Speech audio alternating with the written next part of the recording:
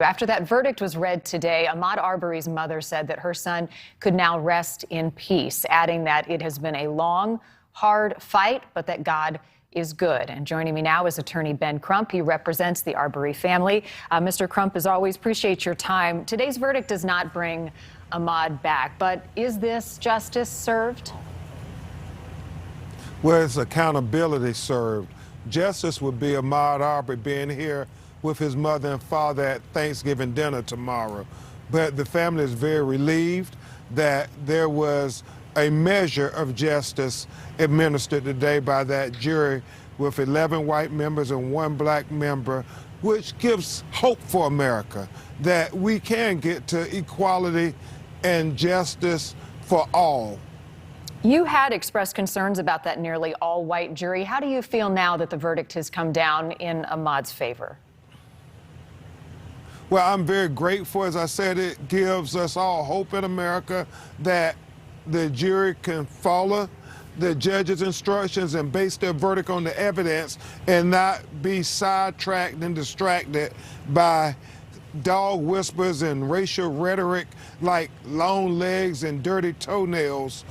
They focused in on what was on that video and saw that Ahmaud Arbery was lynched in broad daylight on video in 2020, and they sent a resounding message that America, we must be better than that conduct that we saw in that video.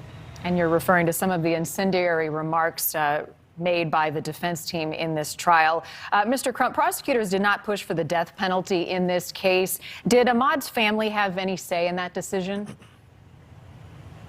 Well, Ahmaud's father, Marcus, said from the very beginning he didn't ask or seek the death penalty. He wanted them to live a long life in a prison cell and think every day what they did to his family, how they lynched his son, how his son had gaping holes in his body laying on the ground because they prejudged him. They presumed he was guilty of things that he had never did.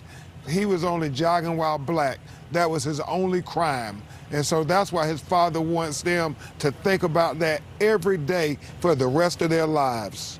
The 3 men convicted also face federal hate crimes. We're expecting that trial to move forward in February. How are you preparing for that?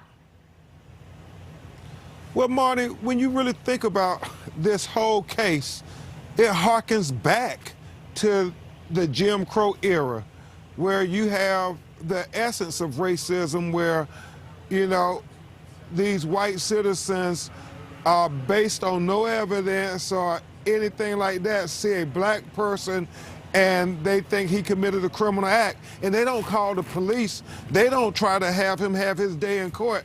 They hunt him down like a dog and they lynch him, being the judge, the jury, and the executioner.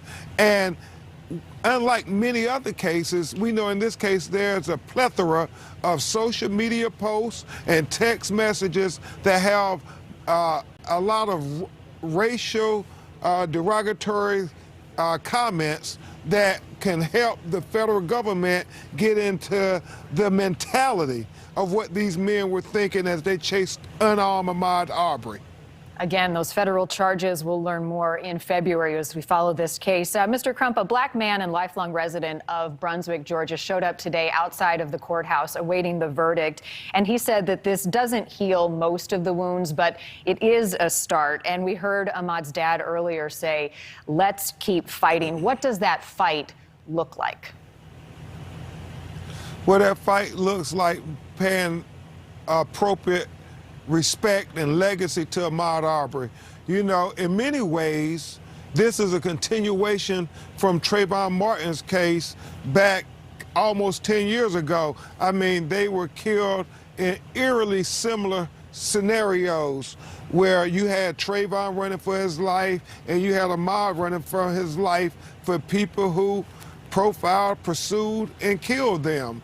And so in February, at the 10-year mark for Trayvon, everybody in America is going to be saying, how far have we come in our quest to achieve equality and racial justice? And I think what happened in Brunswick, Georgia today sends a resounding message that we are making progress, but we still have a long way to go. Because when we think about George Floyd killer being brought to justice, there was a video, and then Ahmaud Arbery killer being brought to justice, there was a video, and it was very important. We had that ocular proof.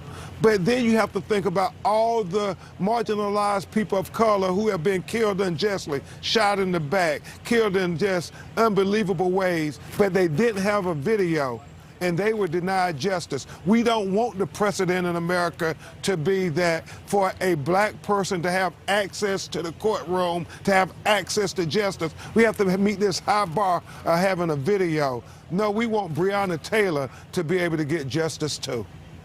Ben Crump, the attorney for the Arbery family, thank you for coming on and talking to us tonight. Thanks for watching. Click the red subscribe button below so you can get more of NewsNation's fact-driven, unbiased coverage.